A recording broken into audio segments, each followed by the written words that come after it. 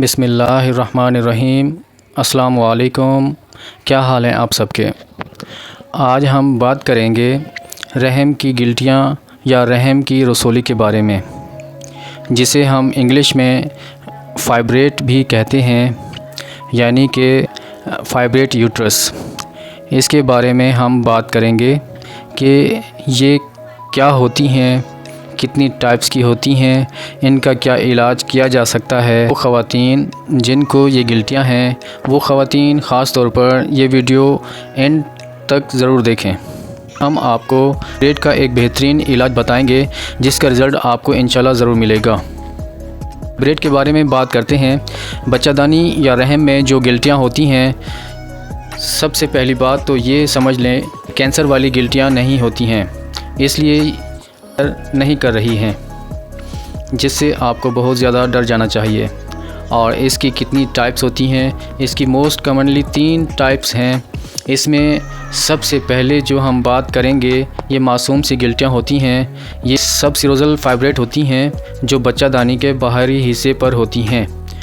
ये कोई ख़ास नुकसान नहीं पहुंचाती, ना तो माहवारी के अमल में कोई बेकायदगी होती है और ना हमल होने में इसका कोई नुकसान होता है, इसलिए इनके बारे में ज़्यादा परेशान नहीं हों।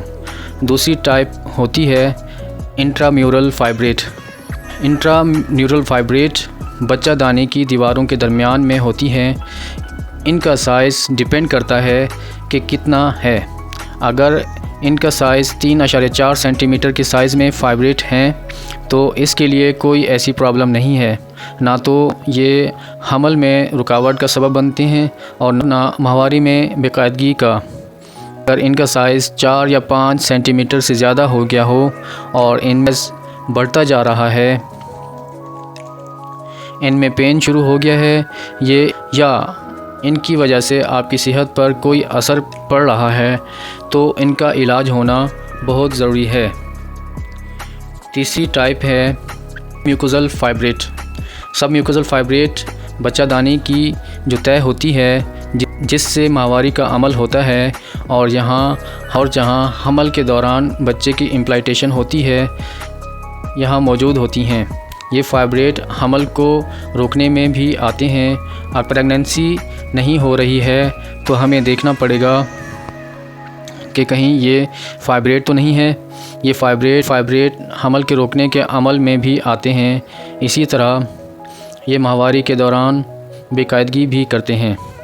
ये फाइब्रेट छोटे हों या बड़े हों, अगर ये अलामतें दे रही हैं तो इनका सर्जिकल रिमूवल ज़रूरी हो जाता है। फाइब्रेट जो आपकी बॉडी में, यूट्रस में, रहम में मौजूद हैं, वो क्या क्या अलामतें दे सकते हैं, ये आपको कैसे पता चल सकता है आपको फाइब्रेट है।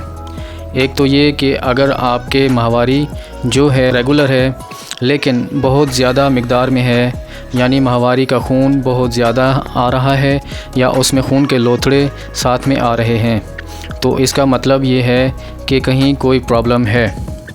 आपको अल्ट्रासाउंड करवाना बहुत ज़रूरी है। इसके अलावा कुछ ख़वातीन के पेट के निचले हिस्से में दबाव महसूस करती हैं और माहवारी के दौरान उनको दर्द की शिद्दत में भी इजाफ़ा हो जाता है, तो ये भी फाइब्रेट की वजह भी हो सकती है। पेशाब करते हुए या पखाना करते हुए दबाव महसूस करना या दर्द महसूस करना भी बाज़ औक़ात फाइब्रेट की वजह से ही होता है।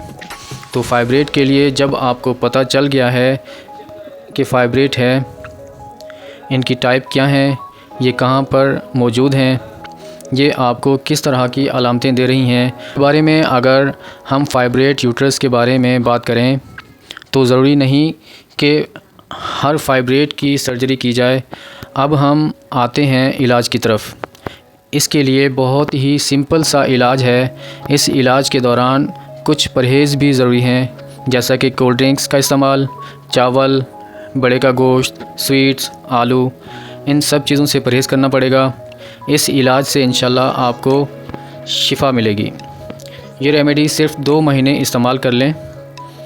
वैसे तो आपने बहुत सी दवाएं इस्तेमाल की होंगी, इंजेक्शन भी लगवाए होंगे, ड्रिप वगैरह भी लगवाई होंगी। अब आप मेरे कहने पर ये दवाएं सिर्फ़ 2 माह इस्तेमाल करें। इसमें पहली दवा जो है एक जड़ी बूटी है जिसका नाम है रतन ज्योत।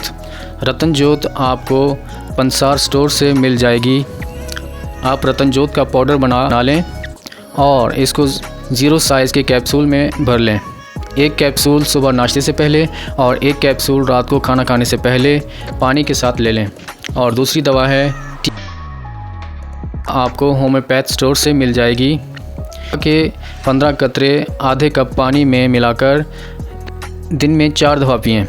मिलते हैं किसी और टॉपिक पर, तब तक अल्लाह की अमान।